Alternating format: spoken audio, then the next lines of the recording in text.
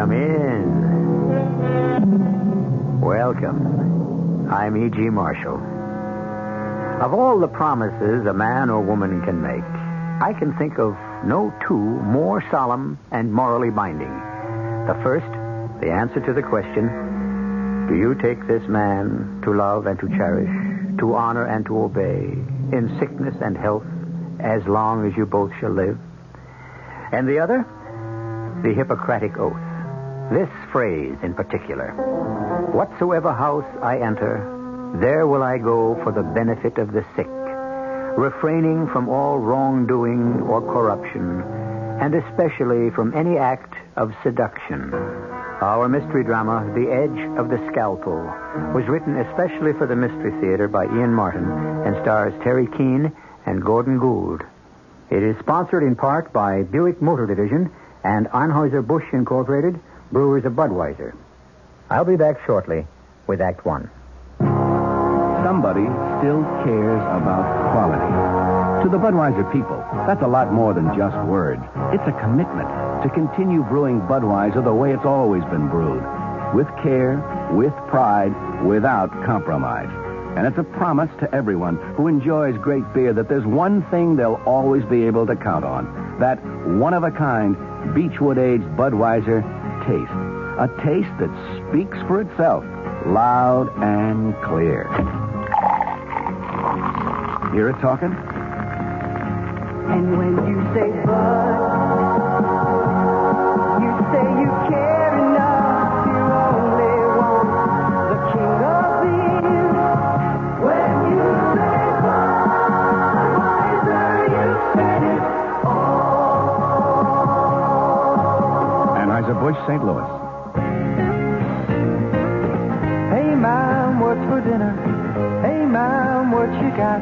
ShopRite's answer to what's for dinner this week is center-cut beef rib steak, just $1.39 a pound. Fresh ground chuck, 89 cents a pound. Fresh snow white mushrooms, only 89 cents a pound. For a quick and delicious meal, try Farmland and Craze, frozen assorted varieties, a 2-pound package for 89 cents. Save on Fleischmann's margarine, 1-pound package, only 59 cents. Gould and ripe bananas, 19 cents a pound. Don't miss these and other great values at your nearby ShopRite supermarket. Remember, ShopRite. She loves the family. She wants the best. She does all that she can do. She lets ShopRite do the rest. Hey, Ma, what's for dinner? ShopRite has the answer. Now this word from WPIX-TV. I grew up in New York City. I was born and raised here. You're listening to Pat Harper, anchorwoman on the Channel 11 10 o'clock news. As a New Yorker, living again in New York, is that New York is a composition of many small towns. We walk down into Chinatown, or we go down into Little Italy, or we walk anywhere in New York City. Maybe I'm prejudiced because I'm a New Yorker. Let's face it, any given day we live is not just terrible terminal things. We're sitting here That's Joe Harper, anchor man on the Channel 11 10 o'clock news. Have to get more balance into the news. A lot of good things happen. I think we ought to be screaming to the high heavens about how great this city is in a lot of respects. I think it's one of the few news shows that allows you to walk away from it feeling pretty good. Joe Harper and Pat Harper, anchorman and anchorwoman, on the Channel 11 news at 10 o'clock.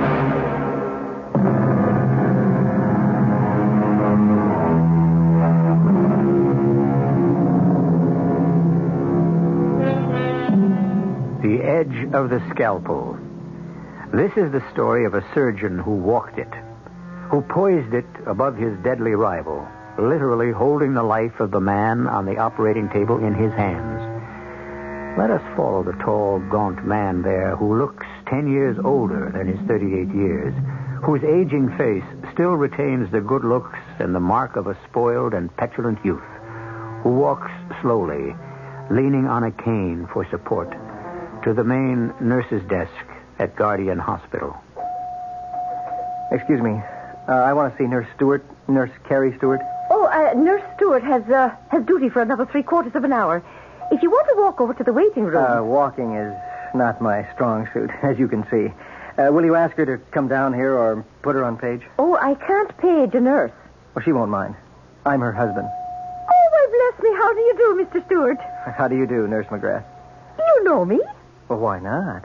It's such a loving little family here at Guardian Hospital, isn't it? I think your wife is still operating with Dr. Malcolm.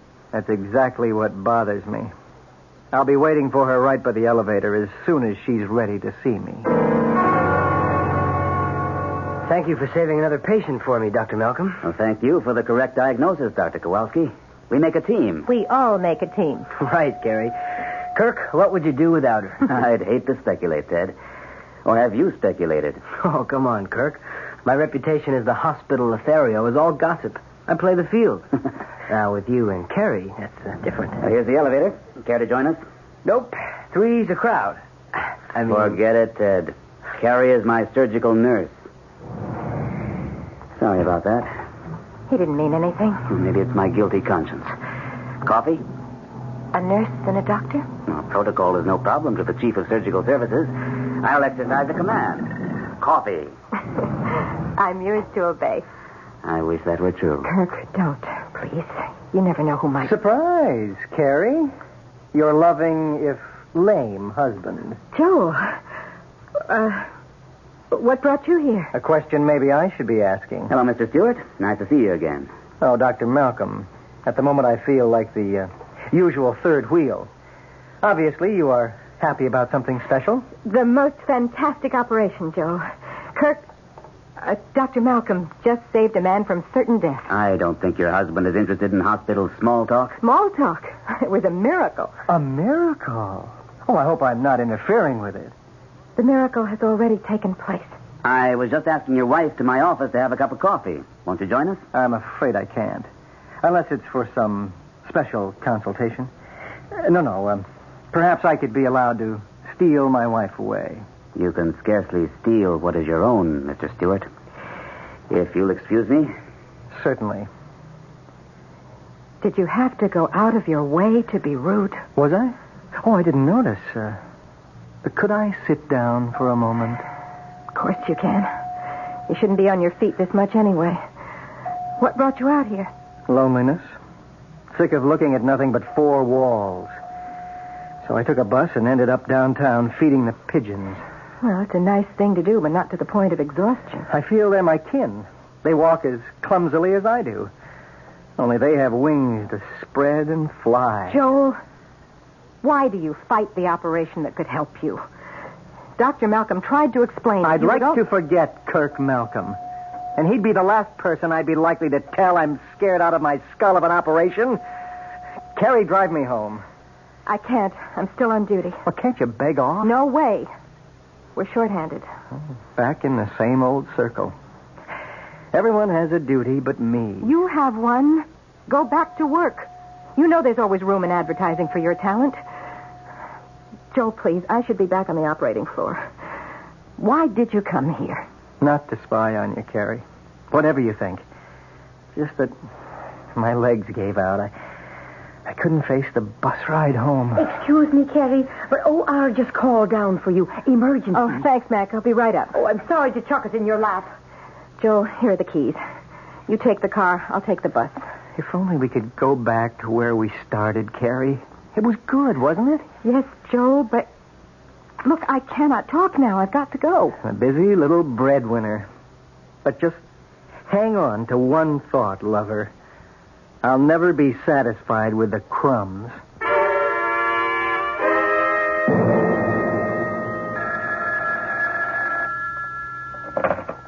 Yeah? It's Carrie, Joel. I won't be able to make it home for dinner. Can you manage? Oh, my greatest talent. I manage to manage. Somehow. Where are you spending the evening? With one of your doctor buddies? It's an emergency operation to try to save a young boy's leg. Oh, how noble. Will the great God, Malcolm, perform another miracle? I don't know. None of us knows. Which is exactly why you'll never get me near an operating room. They never know. None of them does. This way, at least I have two legs. Not very serviceable, but there, in an emergency. I may be very late. Don't wait up for me. Don't try to protect my feelings. I ended being less than A whole man a long time ago. You should be very proud of what you did for that boy, Kirk. If it works. In the long run, we can all be proud, Ted. Such modesty. Don't you love him for it, Carrie? I respect him, Dr. Kowalski. Right. I should choose my words more carefully. Well, I'm off. I have an angel waiting for me in the wings. Oh, my goodness. What is it? The time. I gave Joel the car. I've got to dash if I'm to catch the last bus. No need. I'll drop you off. If you want me to. All right. There's so many things I'll meet you at the doctor's entrance in 10 minutes.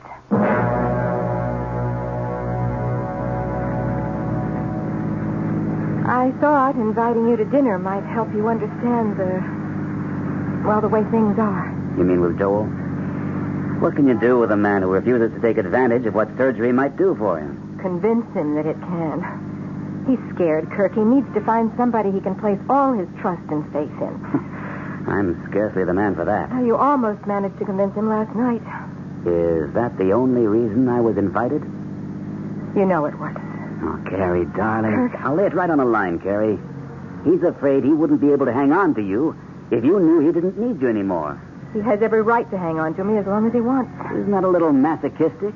I was driving the car when he first got hurt. That has nothing to do with his condition now. He has the Riche's syndrome, a deterioration of the lower aorta. I checked it out with Hallam. And who's to say that wasn't an aftermath of the back injury? But that... Anyway, there are other reasons, Kirk. I made a vow when I married him, in sickness and in health. I can't break that. Somehow, in this day and age, it seems... I mean, I love you, Carrie. And I know you love me. Yes, I do. But I guess, Kirk, I'm just, old-fashioned. Oh, I suppose the timing couldn't be more perfect. You're home. Thank you for delivering me right to my door. You're an important package. And the best-loved surgical nurse I've ever had. Professionally, we make a team. You were wonderful tonight. You are wonderful. Oh, how I wish... Carrie.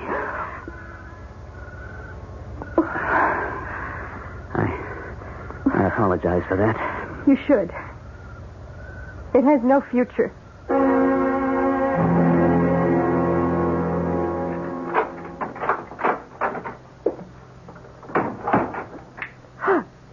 Joe.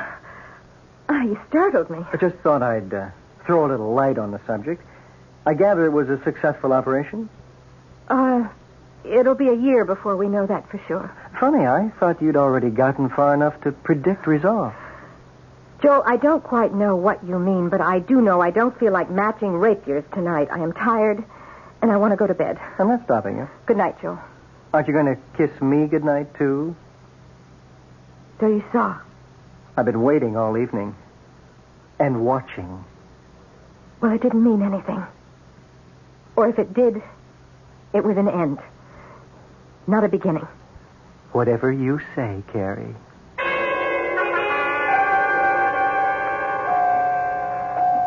Morning, Nurse McGrath. Any problems? Oh, there's nothing I can't handle, Dr. Malcolm. How's the little boy? So far, he's holding his own. Oh, and we have an identity for him now, I understand. Well, his name is Fenton. Tim.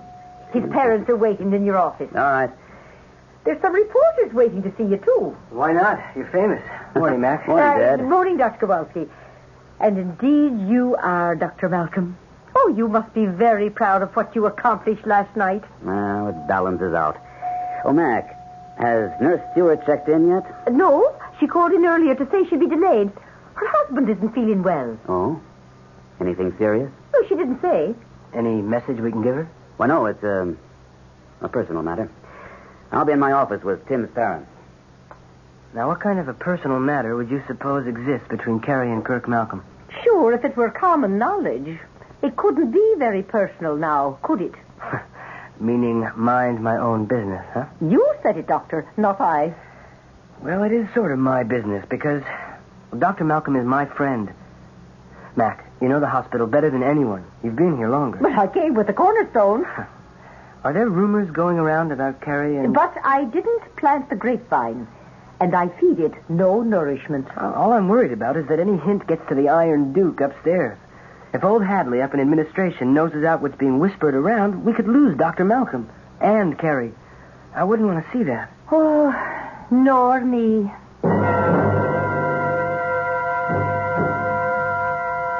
I stayed home because I'm your wife, Joel. Not by choice. Not because you love, but out of duty. I didn't say that. You didn't have to. Maybe because it isn't true. What? You might be a little ashamed after last night. I told you that's a closed chapter. I doubt it. Why don't you admit you'd give anything to be rid of me? What good am I? I can't support you. I can't even make love to you. I'm a husband in name only. If I had any guts, I'd walk out of your life. Only I'm not very good at walking either. That's something that could be fixed. How? Under your surgical boyfriend's scalpel? No, thank you. I wouldn't give him the chance to dispose of me so easily. That's a terrible thing to say. And a terrible thing that two of you are doing to me. I may be no damn good, but you're my wife. And that's what you're going to stay till... Joe? Oh, Joe, what is it? Pain. The pain. Joe. Again. Maybe you'll get your wish after all. But you hear this, Gary? You get me my own doctor, or I'll haunt you the rest of my life.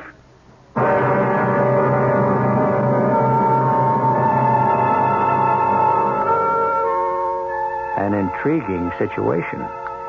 A woman struggling desperately to live up to her marriage vows, committed by her conscience to a man she does not love, and a surgeon in whose hands may be placed the life of this man. There are gathering factors which could end his career as he found himself accused not only of negligence, but murder. I'll return shortly with Act Two. Oh, I thought I saw a putty cat. I did see a putty cat. Hi, I'm Mel Blanc, and that's another of my 1,000 voices. And that's why they asked me to tell you about lemon mint Listerine lozenges. Because when your throat is hot and dry from a cold, they make it feel cool and soothed. And Listerine's anesthetic medicine helps give fast, temporary relief from minor sore throat pain. Lemon mint Listerine lozenges. No matter how many voices you've got, you've only got one throat. So you get Listerine lozenges, folks. Use only as directed. Here's Ralph Flinger, better known as Mr. I Know Where They Are. Ralph, whatever became of Edwin Lowdy, the inventor of the bridge lamp? Oh, yes. Well, he's well up in his 90s now, but he still works every day taking chain-link fences apart. A listener would like to know whatever became of a young daredevil named Warner Bromley, who flew a Zeppelin upside down. Yes. He once tried to fly a Zeppelin upside down through the framework of the Eiffel Tower. What's he doing now? He inflates weather balloons for the government. All right, Mr. I Know Where They Are. How about Stuffy Hodgson, Calvin Hoogovan, Jimmy Schwab, Fred Falvey, and Mary Backstage? Oh, they're all to be found in the pages of the new Bob and Ray book, Right If You Get Work, along with Wally Ballou, Tippy the Wonder Dog, and many more fascinating characters. That's Right If You Get Work, the best of Bob and Ray, at your bookstore now. Incidentally, Edwin Lowdy claimed he invented the bridge lamp, but he didn't. Well, he's in his 90s now. I don't see any point in reopening that controversy. In the Bahamas, we got an island here for you. 700 islands, we got an island here for you. Everyone is different, we got an island here for you. Whatever your pleasure, we got an island here for you. Welcome to the Bahamas, the country of 700 islands. I'm Captain Henry Pyfrom of Bahamas Air, the Bahamas' own airline, and I'd be pleased to show you our islands. I can fly you to colonial-style Nassau Paradise Island, or to swinging Freeport Bucaya, to Eleuthera, where the pineapples grow, or to Bimini, where the fishing is fantastic. Every one of our Bahama islands is a whole different experience. You choose your favorites, and I'll fly you there. Here in the Bahamas, we got an island here for you. 700 islands, we got an island here for you.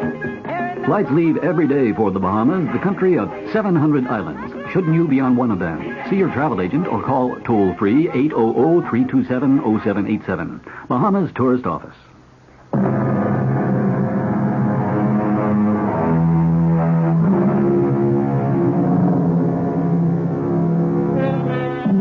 Now the real suspense begins. The ultimate suspense in our world. The fight to save a human life.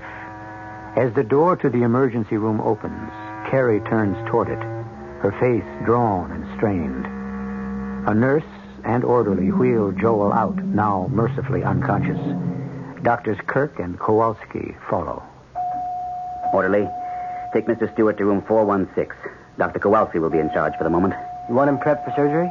Did you get through to Dr. Hallam? Yes, he sprained a wrist 2 days ago playing squash. He can't handle it. Who else do you want? I don't know anyone Now, else, hold the but... prep, Ted, till we settle on a surgeon. Make sure there's an OR available and a surgical team. Can do. But, Chief, I don't think You're keeping the patient waiting, Dr. Kowalski. Yes, sir. Let's go inside for a moment, nurse. Better sit down, Carrie. Been a rough morning for you. You don't know how rough. You'll never forgive me. I'll never forgive myself. Well, it's hardly your fault he had this attack. Isn't it? After last night? He saw us, you know. Oh. I'm sorry about that. Yes, so am I. I can't help thinking I'm responsible. Maybe we'd better stick to fact. Medical fact. Have there been any other acute attacks like this? No, just chronic leg cramps. Nothing like this. You can guess what it might be, can't you? A thrombosis? Probably. Or an aneurysm. An arteriogram would show that. Does it matter? Either means an operation. Yes, it's indicated. However, if it is a clot, he might pass it. But the trouble with a Lariche syndrome is how much it has narrowed the whole Y junction of the terminal aorta and the iliac arteries. It could cut off the blood supply to his legs? Mm-hmm. To keep him from losing them, we'd have to go in and put a shunt past the blocked area. That's what I tried to explain to him the other night. I wish you'd convinced him. So do I. Hasn't his own doctor ever recommended surgery? He's been trying to get him to let Dr. Hallam do it for the last 3 years. There are other effects from a Lariche syndrome. Well, to put it as simply as possible, doesn't he ever want a child? I don't know. Do you? Yes, but not... Oh, it's so many things. The way I was brought up, the accident with the car, everything Joe gave up for me. What did he give up for you? His mother wanted him to marry somebody else. She's a vindictive old woman. She cut him out of her will and refused to see him after we were married. He sounds well off without her. Well, that's just the trouble. He was very well off with her. I didn't know that when we were married, that most of his income was an allowance from her. He never dreamed she'd cut it off. But all of this doesn't matter. Joel's health comes before anything.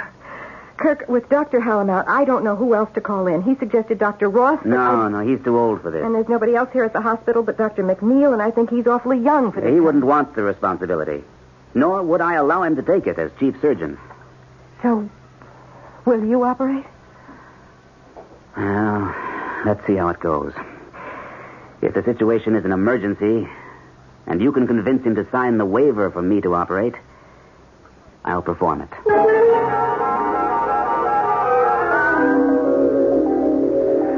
What do you want? I'm sorry if I woke you, Mr. Stewart. Every 2 seconds someone does. The worst is over. We've taken all the necessary tests. What's the verdict? I'll let Dr. Malcolm answer that. Dr. Malcolm? Oh, yes. I am acquainted with him, and he's acquainted with my wife. So am I. I'm Dr. Kowalski, by the way. I've heard of you. Your wife's most ardent admirer. Nice try, Doctor. Not the most ardent, though. She's quite a woman. Pretty common opinion around you doctors, I gather. One you share. Oh, I do. I also share another one that seems quite prevalent. What's that? That she's much too wonderful a woman to be wasted on a helpless invalid. Isn't that what her colleagues say? I've never heard anyone say it. As to your being a helpless invalid, that isn't accurate. In a sense, what happened to you this morning may turn out to be your lucky break. In what sense?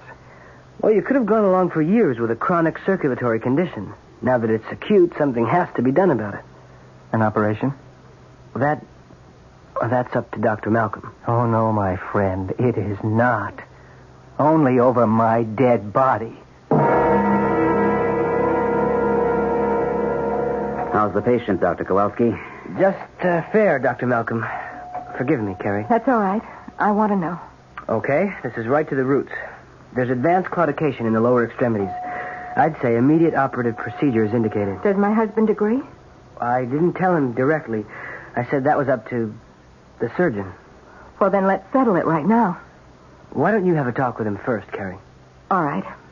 But you do feel it's an emergency, Dr. Kowalski. I know damn well it is. Then I'll prepare him. Thanks. Who is going to operate, sir? I am. If Mr. Stewart agrees, Mrs. Stewart has asked me to. Oh. Well, he's in pretty poor general health. He might not come through. I know. But if he isn't operated on, he could lose one or both of his legs. Or his life. Look, why stick your neck out? A surgeon sticks his neck out every time he takes that knife in hand. I'm the only surgeon in this hospital, or presently available, that's best suited for the job. Anything else you want to say, Dr. Kowalski? No, sir. Except, good luck.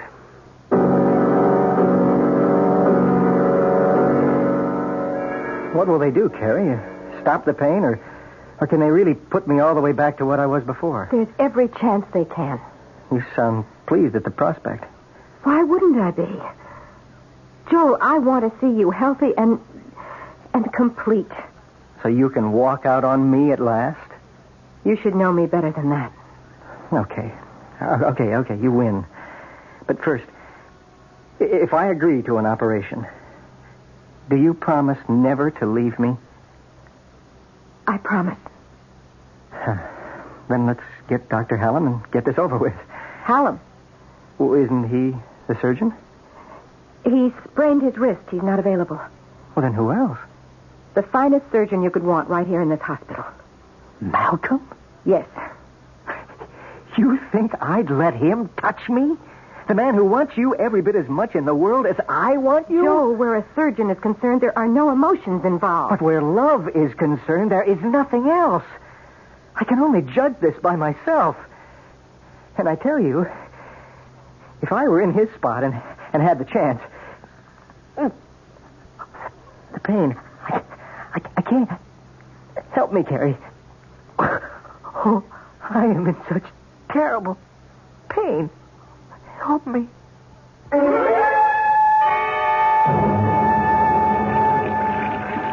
Dr. Malcolm, you sure we should go through with this? You're the internist. You know that it's crucial. And that time is the main criterion. Well, suppose you lose him. Why should I? The actuarial figures are 5% mortality under normal conditions. But with complications. I'm a surgeon, not a mathematician. You'll need a little briefing on this one, Dr. Kowalski, and the rest of us who are scrubbing up. It's an unusual operation, so we will put it on closed-circuit TV. I don't think I have to go into any details here. We'll wait for the operating theater.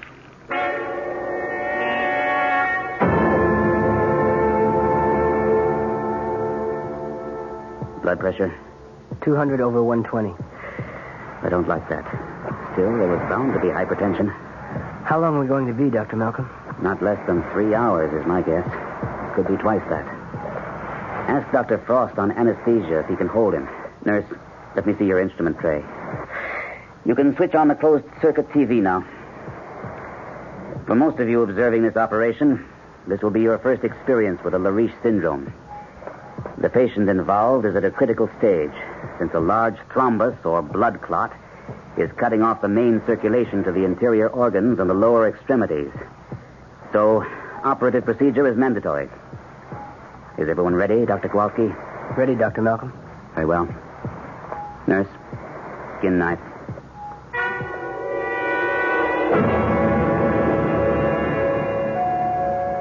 Nurse, I am Mrs. Choate Stewart.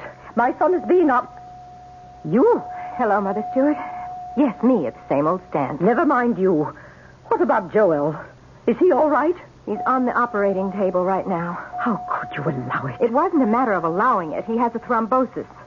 It's his life. He had a life before he met you.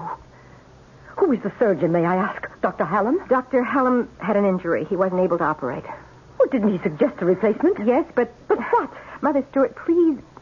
Look, come with me to the nurse's lounge just down the hall. I'd like you to see just what it is that's involved. I am less interested in that than in who is handling things. I thought you didn't care about us anymore. Substantially correct. I don't care about you. But when my only son is at death's door, I feel I had to return to make sure he was getting the best of care. How did you know about Joe? He called me to say he was in excruciating pain and was being taken to the hospital. He was afraid for his life. What does that mean? Exactly what it says. Who is operating? And now that the superimposed thrombus has been removed, we can see the poor condition That's of the Dr. aorta. Malcolm on the TV. Intima The best is surgeon almost available to overgrown save by Joe. atheromatoid plaques. The one person my son called me and begged me to save him from. This patient has been unable to Why, walk you- any more than short distance. He'll kill him. Oh, that's ridiculous. Other effects Kirk- will have been I mean, Dr. Malcolm will do everything to save his life. organs, including possible... Did Joel sign an agreement to have Dr. Malcolm operate? To return the patient No, to normal but- life Who did? will not be enough to close I did. You. He's in the best of hands. Well, aggressively... we'll see about that. Mother Stewart, I wish you would... Quiet. An aneurysm. Oh, something's happening on the television. Ready to pop. We'll ligate above it. Stand by with suction. We've run into a complication. A break in the intima, or the inner wall of the artery, is letting blood under pressure into the media. If this should rupture the outside wall, the patient could be lost. What do you plan to do, Doctor? I've heard and seen all I need. Well, that's some... Now I'll tell you what Joel else told did you me. get? That he was afraid that somehow you and Dr. Malcolm were going to maneuver him under Dr. Malcolm's knife. He couldn't be in better hands. That is a matter of opinion. I'm going to try to put him back on his I feet. just want to warn you, because Terry, Terry's husband... that if anything happens to my boy, I'll have no interest in a civil case. It will be criminal all the way. Mr. John Doe. And I will name Dr. Malcolm, who has broken up your marriage for premeditated murder. And you as accessories, both before and after the fact.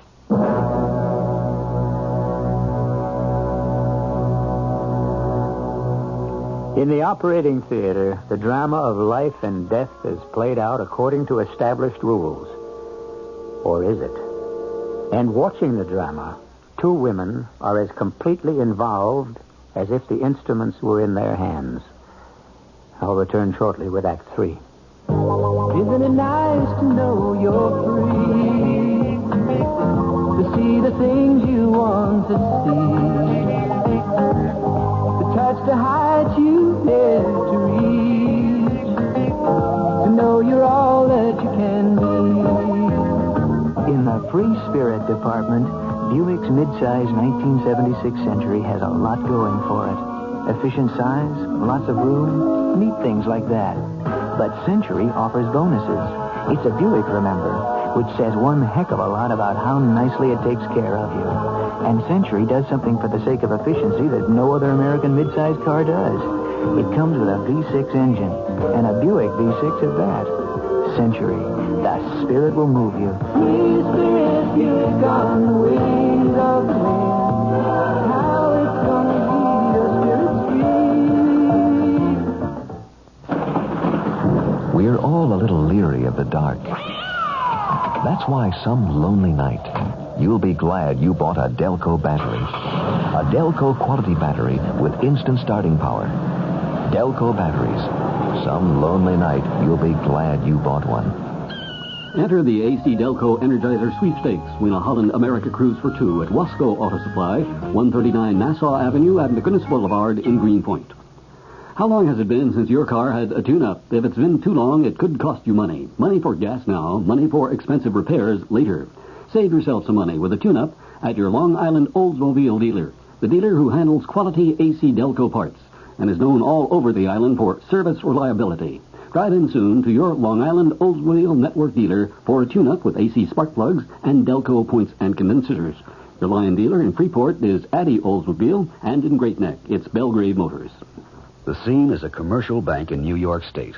A trust officer is listening to his client explain that he no longer wants to manage his money himself. Well, you understand, I've managed my money myself over 30 years.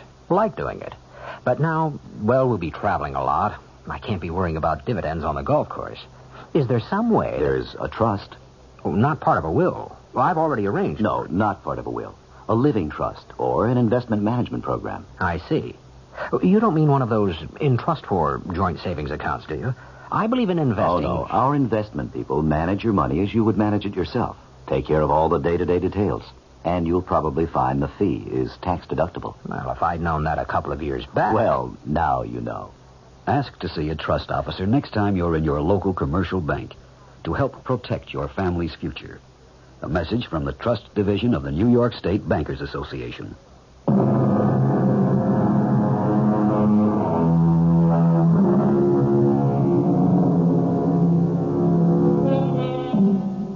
A high point of drama. Suspense piled upon suspense. Conflict on conflict. Watching on closed-circuit TV are the wife of the patient, whose life rests in the hands of the surgeon, and with her, the patient's mother, to whose biased, bitter, horrified mind her son appears to be helpless. I want it stopped. You can't do that. This is Joel's chance to become a whole man again. Or a dead one. I want it stopped. There is no way we can now. Now be quiet and listen. After consultation, we have decided to continue with the operation. The object now is to bypass the degenerated arteries by means of artificial ones. I'm aware that there is some risk to the patient. He admits it? But as surgeon, I assume that risk as justified in the overall picture. If you kill him, I'll make you pay. Scalpel, I am now making the incisions in the wall of the aorta to receive the plastic ducts that will bypass the degenerative condition observed earlier. A condition which, of course, we cannot repair. I'll make you both pay. You mark my words. Anesthesiologist reports he's throwing premature beats, Dr. Malcolm. I'm almost finished. He's on the edge of cardiac arrest. Then let's hope he doesn't go over it. I need 5 more minutes. Then we can close. It's going to be a long 5 minutes, sir. If I can buy those for him, I can buy him a long, healthy life. It's got to be worth it.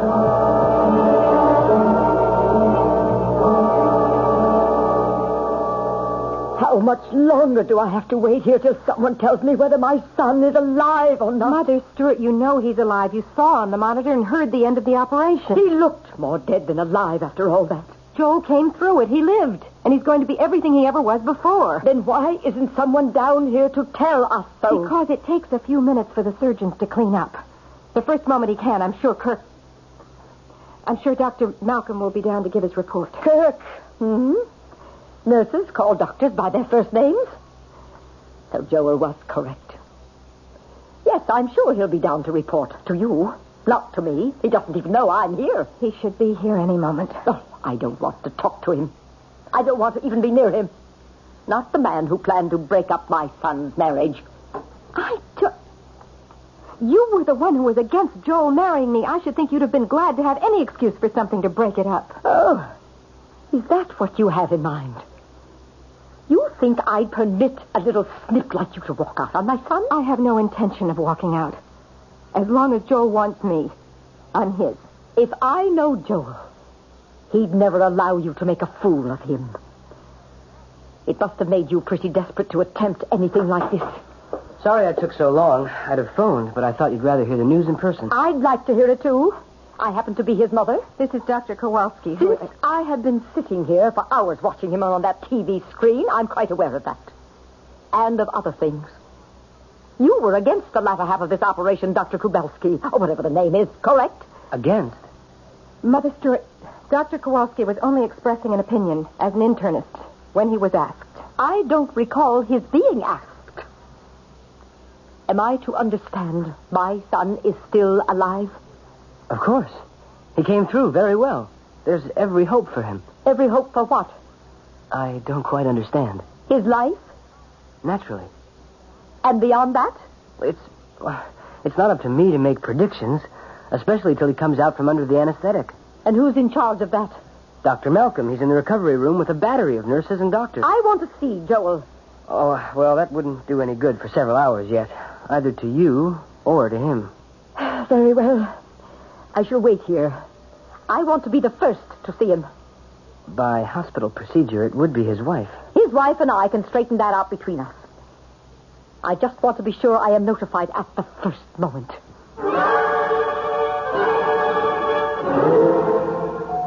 A whirling witch, Mac. I kid you not. Just because I'm an elder citizen around here, Doctor. Stop trying to get me mixed up in what doesn't concern me. Mac, we both love Kirk like he was your son and my big brother. It was a hell of a risk he took. Was it for the patient? For Kerry? Or for himself? Well, what do you mean, himself? If Joel Stewart had no physical problems and doesn't need nursing care, wouldn't that leave Carrie free to make a choice which she's never been able to make?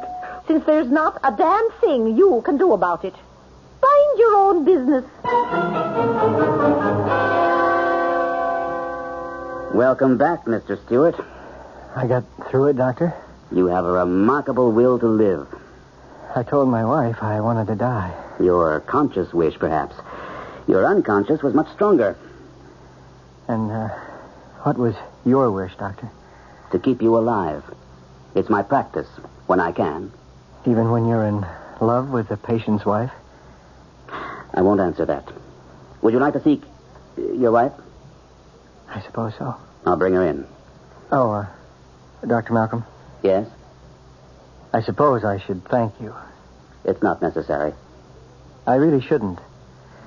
You'd have done all three of us a favor if you'd made sure I didn't survive.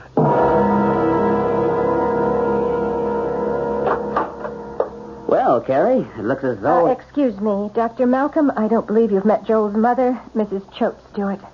Pleasure, ma'am. That remains to be seen. Is my son still alive? Well, of course. I came to tell his wife she could see him briefly. Both of you, if you desire. You can see him first if you want, Mother Stewart. I think I do. One question, Doctor. Do you expect him to live? I haven't a doubt, barring unforeseen complications. And will he be his old self?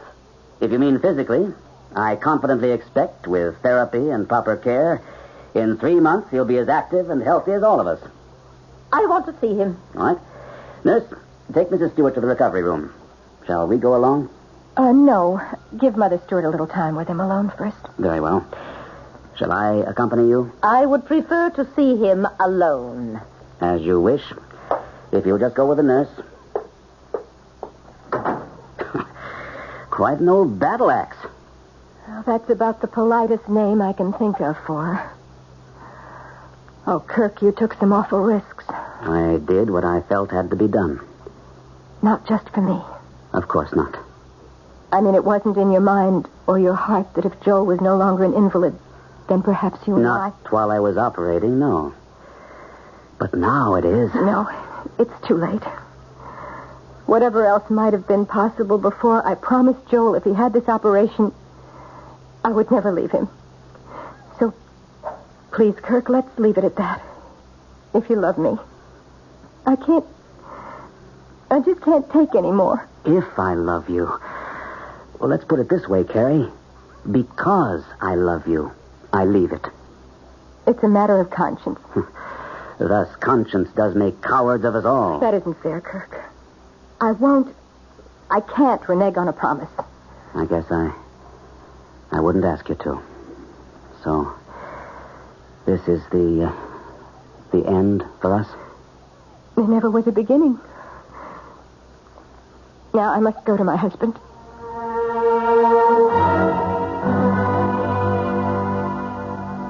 Please don't pretend, Carrie. I'm not pretending. You can hardly wait to start nursing me again, Does that mean I still have a wife? Yes. For better or worse, in sickness and in health? For always? Would you promise? I promise. You had your chance, Carrie, you and your surgeon. You should have lost me. What did you save me for?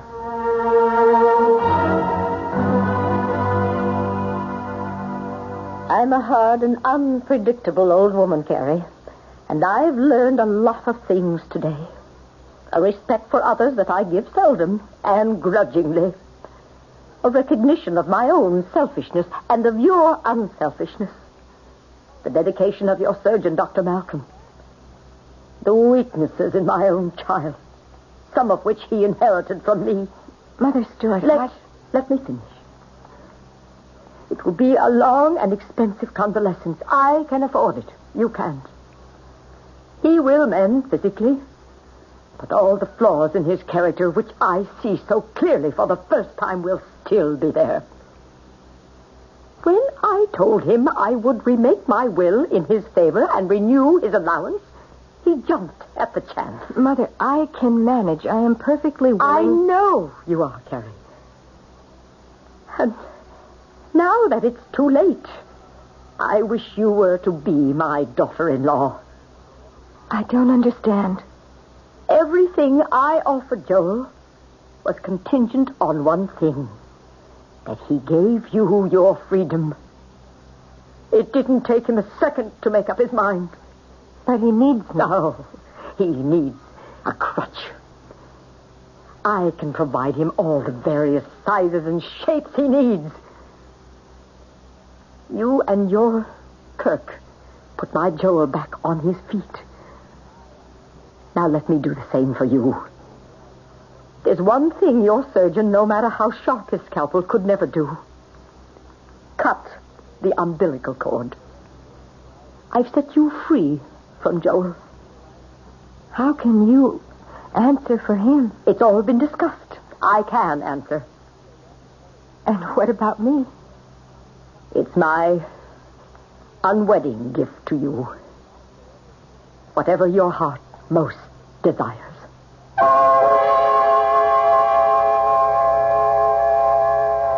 It was a quiet wedding 6 months later for Dr. Kirk Malcolm and the former Mrs. Joel Stewart. Ted Kowalski was best man, and everyone else who had attended the operation was there, except for the patient himself. He was traveling in Europe with his mother. A Gordian knot had been untied by the ancient method of cutting through it. But whose scalpel was sharper, the surgeon or that vitriolic old lady who had strength enough to admit her mistakes? I'll be back shortly. I want that sinus medicine. Headache tablet? No, the sinus medicine that relieves headache and congestion, internal sinus pressure, and postnasal drip. You mean sign-off? Exactly. Compare sign-off tablets with anything you've ever taken for sinus. No sinus tablet you can buy relieves more symptoms. Sign-off gives you a full dose of pure aspirin plus a powerful sinus drainer. Sign-off works fast to help sinus pain while you drain. Sineoff. Sign-off, the sinus medicines in the bright red box. Take when needed, only as directed.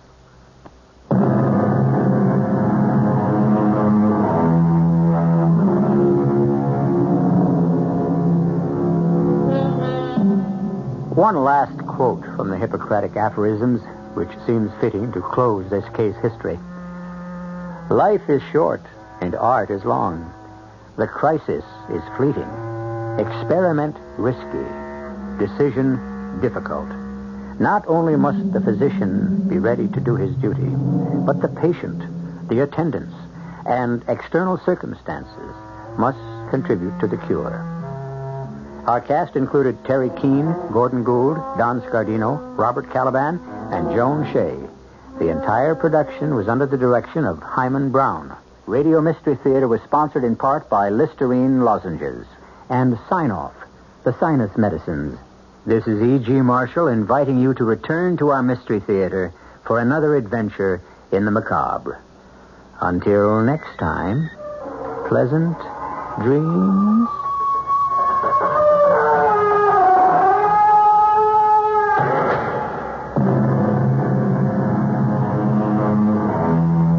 Tonight's Mystery Theater was also brought to you in part by ShopRite Supermarkets, where you get a lot more for a little less.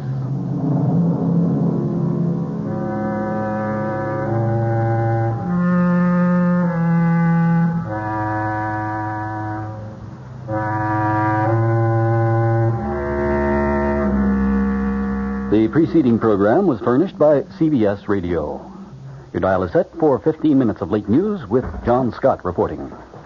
This is Barry Farber. Join us immediately following the 8 o'clock news right here over WOR New York, the talk of New York. Mayor Beam argues for the city at the National Press Club in Washington. Governor Carey now calling for state aid. Police investigating the death of a 16-year-old in Nassau County Hospital. It's 64 degrees in partly cloudy mid-Manhattan. The man says clear tonight with a low in the middle 50s, sunny tomorrow with a high near 70. This is John Scott with the 8 o'clock edition of the news. Mayor Abraham Beam went to Washington today, and he told a National Press Club audience that President Ford has offered a cop-out, not a cure, for the city's fiscal ills. The mayor added he wants federal guarantees for future loans, not tax dollars. Beam said New York is not asking the federal government or the public for 1 cent. On the other hand, default will cost America billions. The mayor also touched on the political implications of the president's position.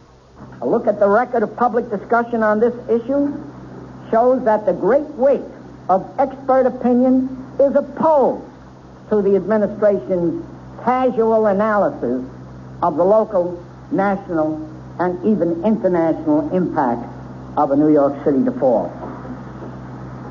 The president's assertion that major New York banks would be the prime beneficiaries of federal action to avert a default comes somewhat as a surprise, since Federal Reserve Board Chairman Arthur Burns has already indicated that the federal government would act to help banks threatened in the event of a city default.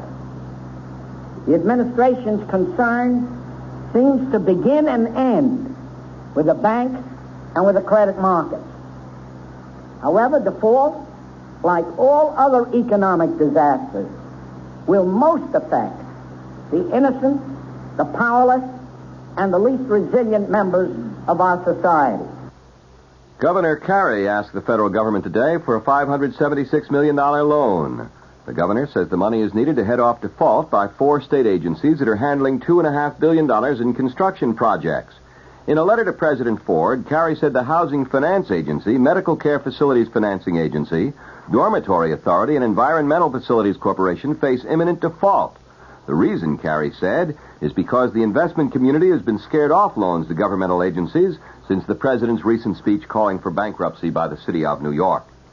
In yesterday's election, New York City voters approved 6 charter amendments that mandate a balanced budget and other fiscal and government reforms. And State Senator Roy Goodman, the Republican who heads the commission that developed the charter amendments, said this vote ought to be an encouraging sign to the nation that New York is ready to put its house in order. 4 other proposed amendments to the city charter were voted down. Triumphant opponents of the proposed Equal Rights Amendment to the state constitution, defeated in yesterday's election, have already launched a drive to get the legislature to rescind its earlier approval of a similar proposed amendment to the U.S. Constitution. The voters also turned down proposed constitutional amendments that would have allowed some local governments to bypass constitutional tax limits to pay for employee benefits and would have clarified the right of municipalities to borrow for storm sewer systems. Amendments were approved to allow the legislature to call itself into special session and to set up a new disciplinary system for the courts. Still undecided are proposals to expand the types of gambling allowed for charitable organizations and another to set up a new administrative structure for the court system. Nassau County's medical examiner said today that Mrs. Janet Sarvant asked doctors on several occasions to halt the use of a life-preserving kidney dialysis machine and take no extraordinary steps to save her terminally ill daughter. The girl, 16-year-old Mary Jane Dahl, died Sunday at Nassau Hospital. Police said a respirator, which also was used to sustain life, had been disconnected about 15 minutes before her death, and they termed it highly unlikely the plug was pulled by accident. Mary Jane was admitted to the hospital a week earlier for treatment of meningitis, complicated by Hodgkin's disease and uremia. Mrs. Sarvant and Mary Jane's aunt, Mrs. Jane Sheehan, had visited the girl a short time before her death, police said. An attorney for the 2 women said he would not permit either of them to make a written statement to police, but emphasized that neither would take the life of another person. The federal government filed a civil rights suit today against a citizens group in Queens, accusing them of harassing and intimidating black homeowners in the predominantly white community of Rosedale. The community has been the scene in the past year of the burning of 2 homes newly bought by black families. The WOR News Time, it's now 5 minutes past 8. Back to the news. Argentina's President Isabel Perón has scheduled a nationwide broadcast address, but there's no word yet on what the speech will deal with. The announcement comes as Mrs. Perón's grip on the presidency appears to be slipping. Many are demanding the replacement of the 44-year-old president through some formula that respects Argentina's constitution. Egypt's President Anwar Sadat has accused the U.S. of neglecting the Palestinian problem, the problem that Sadat believes to be at the core of the entire Middle East dispute. Sadat told a joint meeting of the U.S. House and Senate that once the Palestinian problem is solved, all other outstanding issues can be solved. Sadat told a final meeting with President Ford this afternoon that after that session, reporters were told the U.S. has not given Egypt any specific promise of military aid, but as Deputy Secretary of State Joseph Sisko put it, obviously this is an issue that in time will have to be confronted. Sadat was the first modern Arab leader to address the U.S. Congress, receiving a friendly and sometimes enthusiastic response. His comments on the Palestinian question, however, were met with silence. Britain is rushing in troops, aircraft, and a Royal Navy frigate to reinforce its garrison in the Central American colony of Belize. The move is in response to what officials in the colony are describing as a possible threat of invasion from neighboring Guatemala. The Guatemalan government is calling the move an act of intimidation. Sources in Belize said the British government had received reports that Guatemala had sent 10 armored troop carriers to a town about 15 miles from the Belize border. Belize, formerly known as British Honduras, is claimed by Guatemala on grounds it inherited Spanish sovereignty over the area. Britain rejects that claim. Morocco's King Hassan today said he's going ahead with his march on the disputed Spanish Sahara tomorrow, despite Spanish and Algerian threats to stop it by force. However, the king said he won't personally lead the march of some 350,000 unarmed volunteers. The Spanish military commander has warned the marchers would be met by minefields should they try to move beyond a Spanish blockade set up 6 miles inside the border. However, there's been no independent confirmation of the presence of mines, and the Moroccans have expressed skepticism. Wendy Yoshimura pleaded innocent today to 3 counts of possessing weapons and explosives, and a trial has been set for January 14th. Miss Yoshimura was arrested with Patricia Hearst in September. Lynette Fromm, who's acting as her own attorney, sat quietly today as a federal judge questioned potential jurors for her trial on a charge of trying to kill the president. She interjected comments only twice during the morning session. She asked the judge to rephrase a question and objected when the judge dismissed one juror. At another point, she gave the judge a written question to ask. The price of food continues to spiral. The Agriculture Department today said retail food prices will continue to edge up in 1976, but perhaps at only about half of their rate of increase this year. It is the first Agriculture Department appraisal of what food prices might do in 1976. Officials say much depends on livestock production this winter. Now I'll have the weather and the top of the news after this. Are you tired of paying $6,000 to $7,000 for a Detroit automobile and finding it not as well made as the car you paid a lot less for so many years ago? There is an alternative, the Lancia Beta from Italy. You can own a car that's meticulously put together. The trunk, the doors, and seams all fit. Front-wheel drive, genuine leather upholstery. A responsive, efficient engine for outstanding performance. Come into a Lancia showroom and see how much more you get for your money. The Lancia Beta Coupe sells for $6,793 POE. The 4-door sedan, a lot lower. Inland transportation, dealer preparation, taxes additional. For this kind of money, don't settle for less. In Larchmont, see Alfredo's Foreign Cars, 2030 Boston Post Road. In New Jersey, see White House Imported Motors Limited, Route 22, White House. Lancia. It's what you expect. The Weather Watch update for New York City and the vicinity. The man says clear tonight with a low in the middle 50s. Sunny tomorrow with a high near 70. Clear again tomorrow night with a low near 50. Increasing cloudiness tomorrow with a high near 70. Clear again tomorrow night with a low near 50. Increasing cloudiness Friday with a high near 70. The chance of rain is near 0 through tomorrow night. Winds northwesterly at 10 to 15 miles an hour tonight and tomorrow. Right now in partly cloudy mid-Manhattan, 64 degrees. The humidity, 33%. The wind northwest at 5 miles an hour. The barometer is rising from 30.17 inches. The top stories, Mayor Beam argues for the city at the National Press Club in Washington.